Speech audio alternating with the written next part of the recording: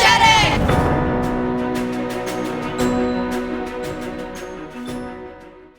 Jó napot kívánok minden kolozsvári lakosnak! Én vagyok Fadrusz János, főteretek szobrának alkotója. 1858-ban jöttem világ. Jókezű lakatos legény voltam, ismerőseim, barátaim sikeres jövőt jósoltak nekem. Én azonban fittyet hánytam erre, próbálkoztam fafaragással, porcelánfestéssel, majd gipszszobrokat készítettem. Ügyességemnek köszönhetően nagyon híres szobrász lettem. Dr. Nagy Lajos kolozsvári unitárius lelkésztől származott az elgondolás, hogy Mátyás szülővárosa nagyszabású szoborállítással készüljön a közelgő millenniumi ünnepségekre. A nagy királyt úgy ábrázoltam, amint egy várbástyájáról harci ménen ülve győztes hadaira tekint, oldalán a fekete sereg vezéreivel.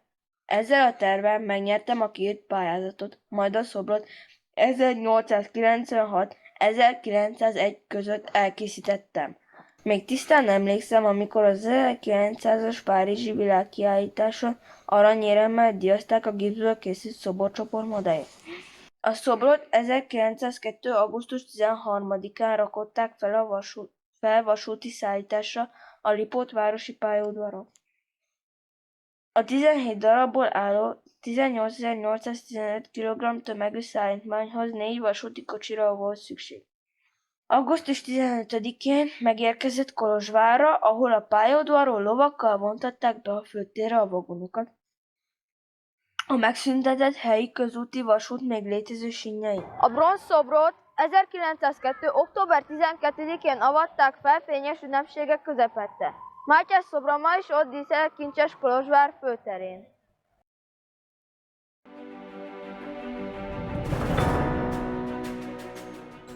Biztosan hallottál már rólam, hiszen mindenki hallott már. Én vagyok Sándor Emma, a.k.a. Mátyás király. Azt hiszitek, mindent tudtok rólam?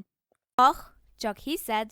Például azt tudod-e, hogy nem csak Magyarországnak voltam a királya, hanem Horvátországé is? Vagy azt, hogy összesen csak 47 évet éltem. Ezeket nem említik a Mesék Mátyás királyról című rajzfilmben. Persze azt mindenki tudja, hogy voltak alkalmak, mikor áruhában jártam az országot, igazságot szolgáltatva. Batman is tőlem vette az ötletet.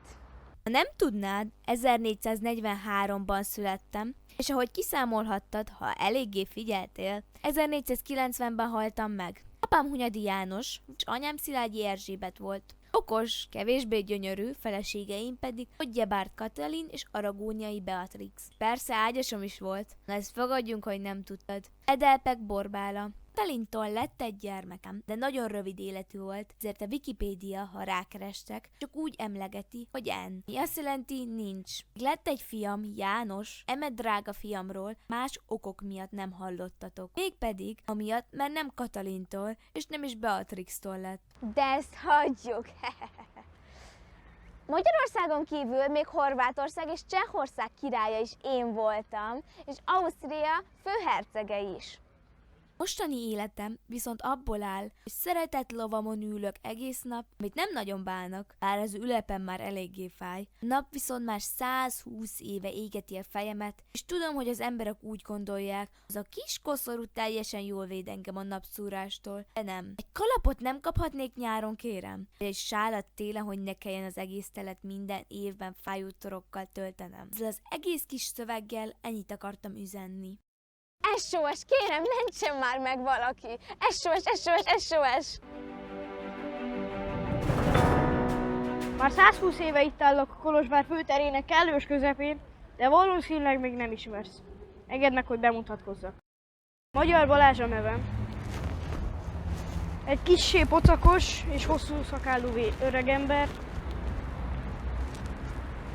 Azt mondják, hogy én voltam Mátyás király egyik legnagyobb hadvezére, ami teljesen igaz, mert hát ki talán nagyobb hadvezér nálam. A problémám az, hogy egyetlen lányom férjét, Kinizsipát valamiért többen ismerik nálam. Be kell valljam, kicsit irigy vagyok, de ettől még fiamként szeretem. Születésem ideje ismeretlen. Sajnos én sem emlékszem már, mert ez a pár száz év alatt beütött az Alzheimer. Szülőfalunk talán Méra volt, vagy Kassa, de erre sem nagyon emlékszem a fránya Alzheimer miatt.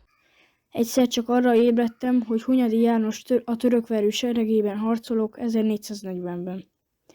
Hunyadi János halálát követően én és az 1459-ben hatalomra jutó Mátyás király vettük át a husziták elleni harcot, amit természetesen én vezettem. Aztán elkísértem a királyt az 1468-as morvaországi hadjáratára is. 1482 és 1483 között a horvát-szlavón bánik tisztséget ruháztak rám, és közben 1473-75-ben Erdély vajda is lettem. Annyira hűséges vagyok és voltam Mátyás királyhoz, hogy én is 1490-ben Mátyás halálának évében távoztam el az élők sorából. Ha a Kincsesváros főteréhez jöztök, akkor megláthatjátok, hogy még mindig felnézek rá. Viszont már eléggé elzsibbott a lábam, és boszni az átlai is olyan nehéz a kezemben. Minden vagyonomat és örökségemet lányom Benigna és férje Kinizsi Pál örökölte. De ez már az ő története, hagyom, hogy ő mesélje.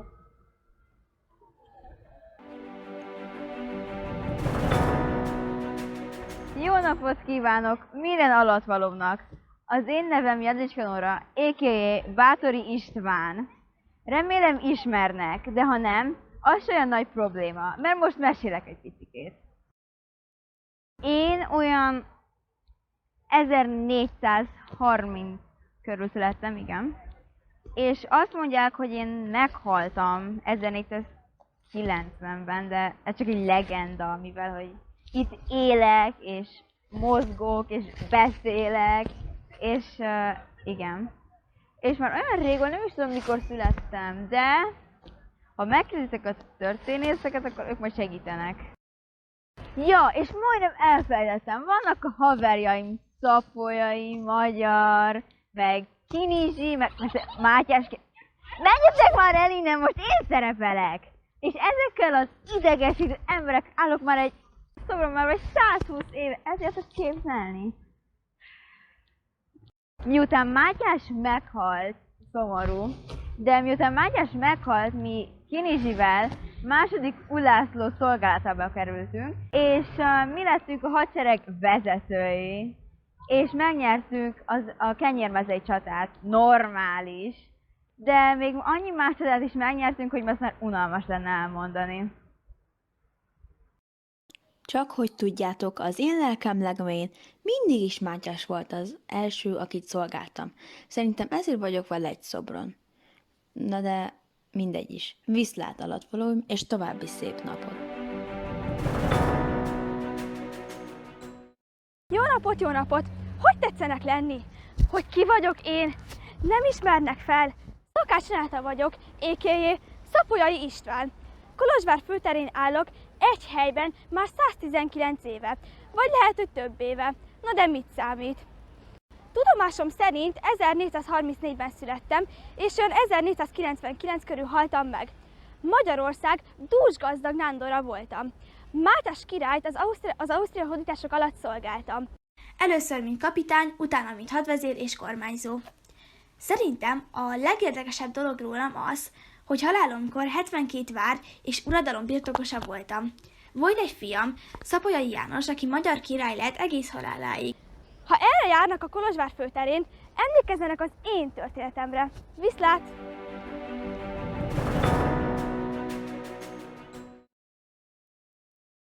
Hé, emberek, engemet ki ne felejtsenek, hisz én vagyok Mátyás király legeslegderekasabb vitéze, Tamás Ágosta, a.k.a. Kinizsi Pál. Ha nem hiszik, kérdezzék meg, hiszen itt van mögöttem, még nem szálltam magasról. Azért vagyok híres, mert még egyetlenben egy csatát sem vesztettem el egész életemben. Szerintem ez azért fontos, mert rajtam kívül nem sok emberről tudok, aki egyetlen csatát sem vesztett el élete folyamán. Pontosan hányadika van ma? Mert nem tudom. De legalább önök azt tudják, hogy én mikor születtem? Nem? Hát az szégyenletes. Bár igazából én magam sem tudom. Talán Temeskenéz volt annak a helységnek a neve, és az úr esztendejének 1431. évében születtem. És tudják, hogy kik voltak még mellettem? Hát ott volt még Balázs barátom, aki még mindig itt van, és sajnos még mindig Begináról faggad. Itt van Mátyás királyunk, aki csak dicsér és dicsér, meg aztán Szapolyairól meg azt hallgatom, hogy mit tett a vagyonommal. Van még itt egy vitéz, de pontosan nem tudom ki is ő az. Nem emlékszem, ő mind mondja, hogy engem ismer, de én nem tudom, hogy ki az. Nevét bezzeg nem említi. Ez nagyon nehéz, nehezebb, mint hogyha egy csatába volnék. Ezért kérem, mentsenek meg!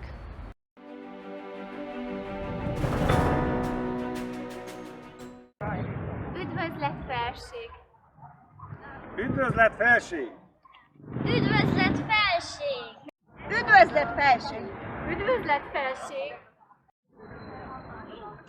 Isten áldja! Fekete